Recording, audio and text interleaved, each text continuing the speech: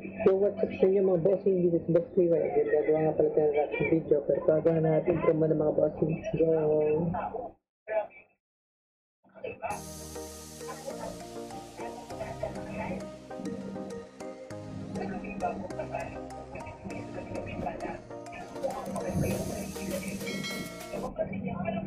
Yan mga bossing, panaragan natin. Barangay 8, Tondo, Manila para sa tanod, kagawad at iba pang opisyalis. Bali mga bossing, ang topic pala natin ngayon about sa illegal na pagtatayo ni Barangay Kapitan dito sa lungsod ng Manila ng mga pabahay na kanyang nilalaan para sa kanyang mga kagawad at tanod. Ito daw po ay illegal sabi daw po ng ating buting yorme ng Manila kasi Isko Moreno. So, tuloy na natin. Pero hindi ito kubra kay Mayor Isko Moreno, kaya ipinagigiba niya agad ang mga illegal na bahay na ito. At nadiskubre pa na ang kuryente na nakakabit sa mga bahay na ito ay mukhang illegal din.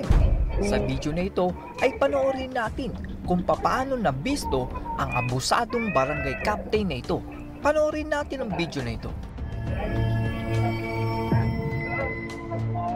Dinidemolish na po ngayon ng Manila City Hall ang mga illegal na Yan, tali shoutout dito sa nag-upload na si Biker Drone. Shoutout sa Fred Station.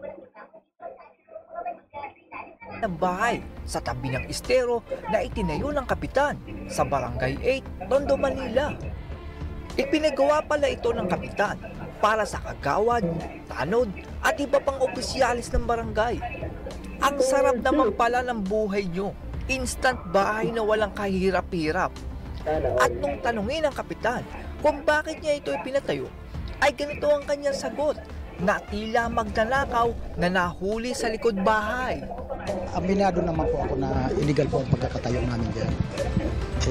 Gusto ko naman po sana yung mga kagawad ko, tanong na kahit maliit, mabigyan ng simpleng bahay na maliit.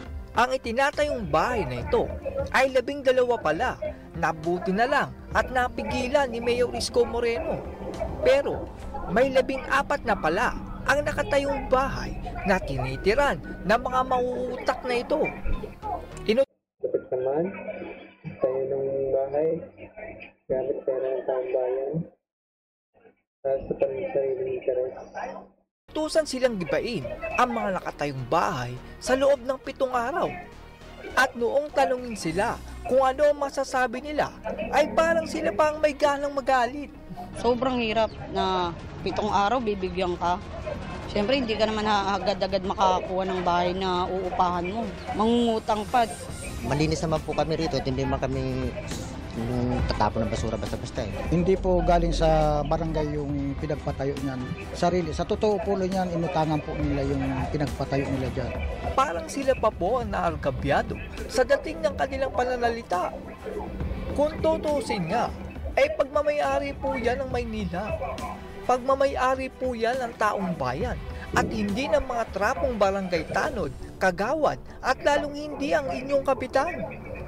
Pakinggan natin ang masasabi ni Mayor Isko sa ginawa ng kapitan ng Barangay 8, Tondo, Manila. Wala namang building permit. Ina-appropriate nila sa sarili nila bilang barangay official. Hindi na nga for public use, for personal use na. Walang pinagkaiba yan sa land grab. Yung banlupang kinatirikan ninyo, inyo. It's not about the easement. It's public property. Dito ay mukhang nadiskubre ng kawani ng gobyerno na tila ang kuryente na ginagamit sa mga illegal na bahay na ito ay mukhang galing sa barangay hall. Ibig sabihin ay libre ang kuryente ng mauutak na tanod at kagawad na ito dahil ang nagbabayad ng kanilang kuryente ay ang barangay hall. Ang sarap naman pala ng mga buhay nyo. Libre bahay na nga kayo, pati kuryente pa. Pakinggan natin kung paano manliit si kapitan nang ito ay mabisto. Bigal? May submitted kayo? Hindi po ang submitter kasi hindi. Nagbabayad kayo ng Meralco with monthly? Yung pinagsusubmit ko. Yun, ibig sabihin may isang main meter, kayong lahat na nagsasubmitter individual. MMDA ba to? Oo, MMDA yan. Planta yun eh. Ito ba gusto lang din. Barangay, Para ma-verify. basta kami ang inabutan ko dyan yung barangay. Kasi kung meron yung barangay nakasubmitter, saan sila nagbabayan? Sa barangay. May saan? Basta may nagano dito yung sasubmitan sa akin. Hindi nga po eh, kasi nakasubmitter sila. Sino nagbabayan? Problema niya. Ako, hindi ko sa barangay ko nag Hindi oh, ay nakasubmitter sila sa inyo. Oo, illegal yan. Check mo. Ito na tumatawagan mo. Patawagan mo yung Meralco.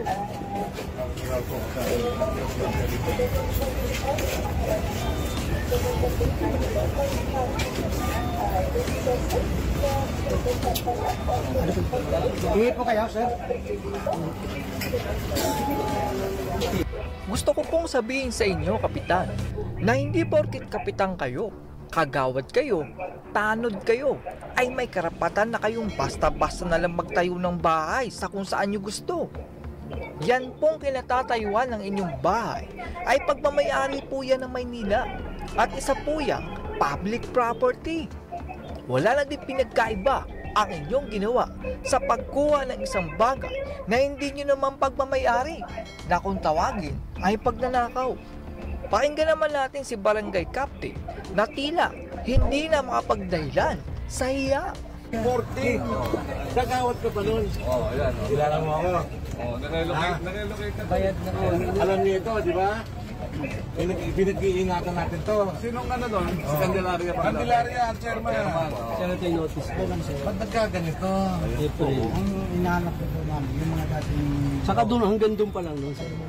Oh. Anong 3 meters? Tingnan mo yung ano, nasa ng plano. Pakita mo, sir. Oh, ito yung plano ha. 8 meters po yan, sir. Ito yung plano, firmado ng surveyor namin. Ito yung field and best. Ayan oh. 7.5 meters. 7.79 Oh, bakit mo question na 3 meters?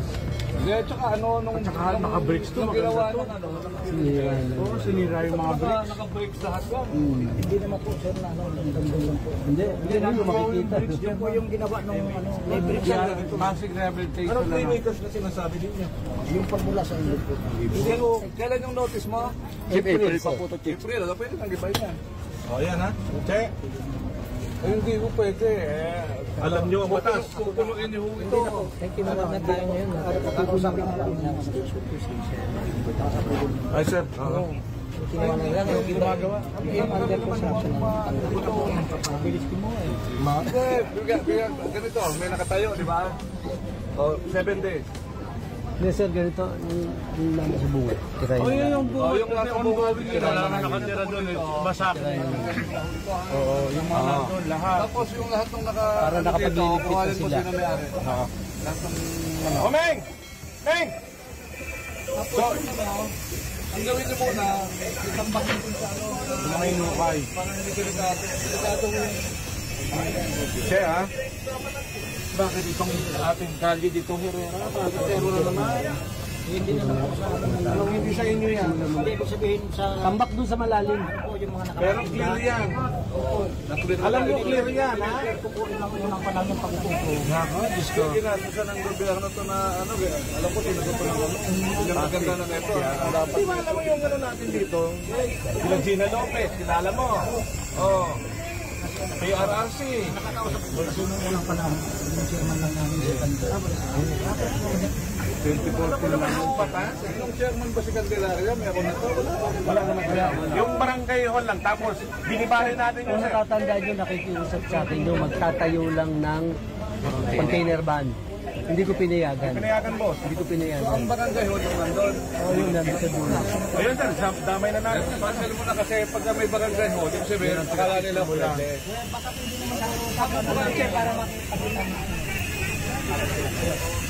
Baka naman makikiusap sa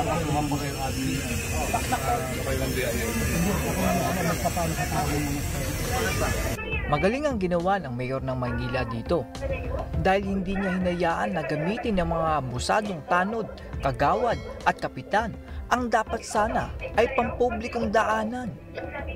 Naramdaman ko po ang sama ng loob ng mga tao dito sa kapitan na ito. Maikwento ko lang na maikli, ay ganito din po kasi ang nangyari sa amin. Meron po kaming bahay sa Batangas na nakapangalan sa pamilya namin. Pumunta kami dito sa Maynila dahil nandito ang trabaho. At nung bumalik kami sa Batangas, ay binahayan na pala ito ng mga kamag-anak namin nang walang pasapasabi. Hinayaan lang namin ito dahil hindi naman kami palaging umuwi sa Batangas at tanda na rin ang pakikisama. Pero dumaan ng 3 dekada at yumaman na sila at nagkaroon na ng maraming pera. Ngayon ay ayaw na nilang ibalik sa amin ang lupa at bahay namin. Paki-comment na lang po sa baba kung ano po kaya ang aking dapat gawin. Yung kwento ko po na yun ay parang kaparehas ng nangyari dito sa Barangay 8. So, yung mga bossing yan, tatapos na po ang ating reaction ko lang dyan is suga pa yung chairman ng barangay na to. So, kung gusto yung mga bossing ng ating story, comment lang. Peace.